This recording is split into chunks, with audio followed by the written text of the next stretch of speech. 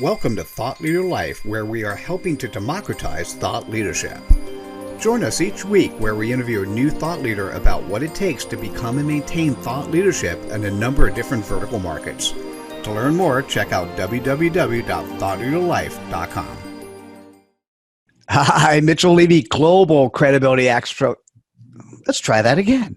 Hi, Mitchell Levy, Global Credibility Expert. By the way, I like bloopers, so in real life we have bloopers. Is how you deal with the blooper that matters. My special guest, we're doing a series of episodes on credibility, and today's guest is Rita Burgett Martell, who is the author of 2 books, Change Ready and Defining Moments. She provides change coaching to help individuals gain clarity, identify choices, and make decisions about the next phase of their life and or career. Her clients include, and it's a huge list, so some of her clients include Cisco, Chevron, The Gap, and many others.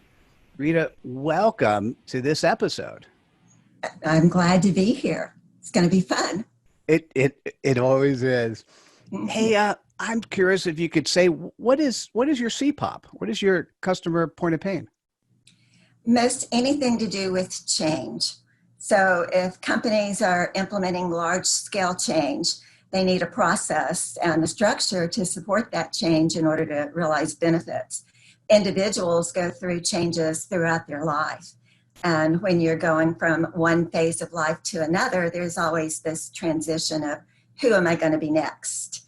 And so I help people gain clarity about the choices and making decisions and having the confidence to move on to whatever they decide is next.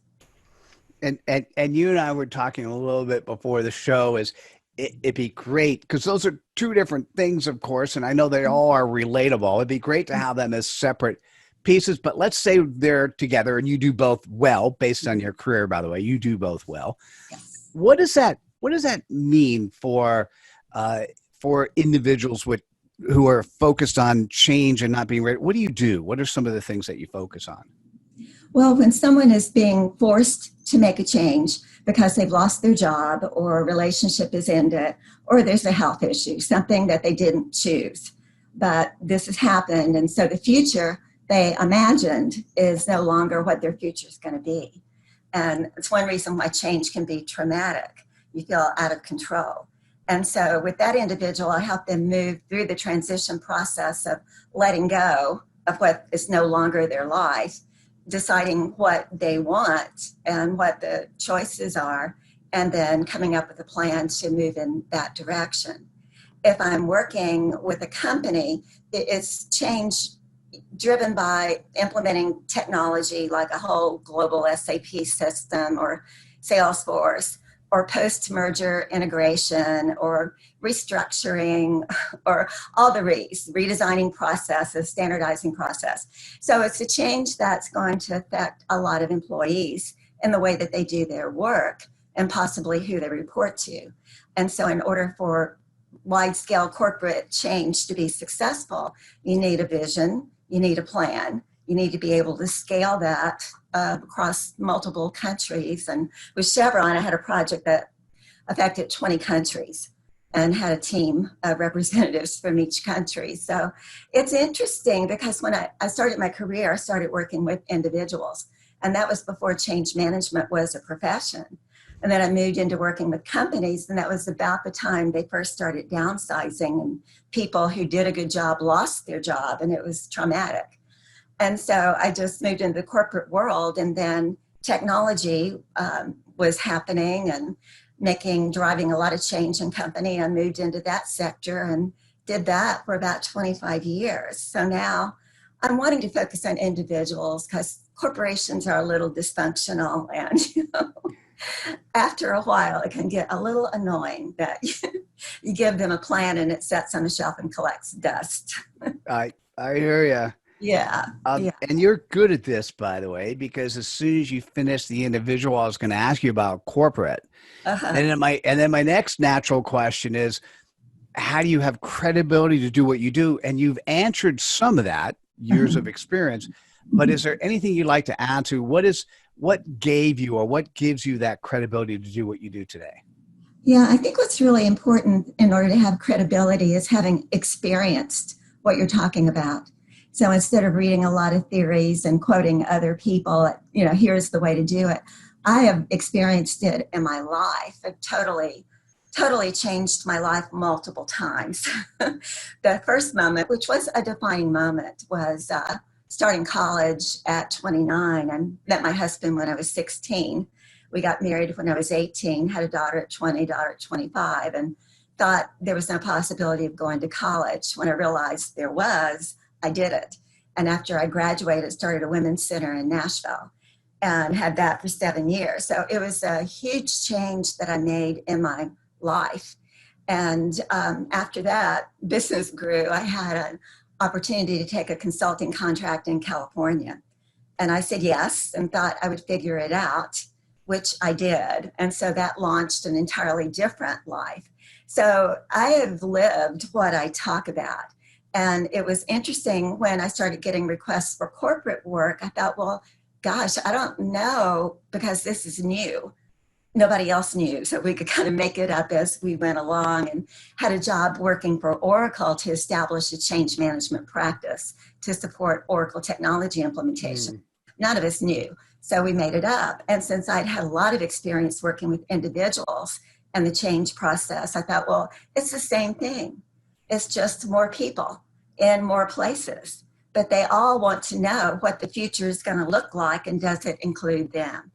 So yeah, it's been fun. It's been fun kind of growing with this industry. Got it. So in today's world, I know we're all in change and a work in progress. How do you share that credibility with others? Well, when we have a conversation, we often go right to the personal stuff. So I'm pretty good at helping people open up and zeroing in on. Actually, let me redefine that question. Not by the time somebody finds you, you know how to share stuff. I mean, how do people find you? How do people find you and then make a decision that you've got the credibility to at least have that next conversation? Yeah, well, it's referrals. And so, when you get a referral from someone, that gives you credibility right there. Someone they know and trust has recommended you. So, yeah. And then the books, written 2 books. My client list is, the top Fortune 500 companies. And back when I had the Women's Center in Nashville, I developed a lot of tapes and sold those, and, speaking engagements. And I have a lot of knowledge I've gained over the years, and I love sharing it. And I think that comes across, because going through change can be fun, and it can be like the best of times and the worst of times.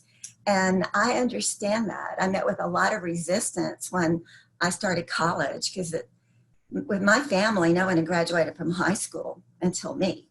And so to talk about college was being a little uppity. So I have dealt with resistance at many points in my life. So I can really empathize with someone and be there to, encourage, not really be a cheerleader, but say, look, this is your life and you make the choice and you live with the results of that choice.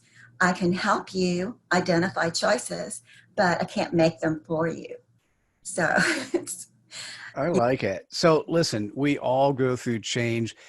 If you watch my TED Talk, what you'll recognize is that we're in the midst of the most massive transformation that humankind has ever gone through.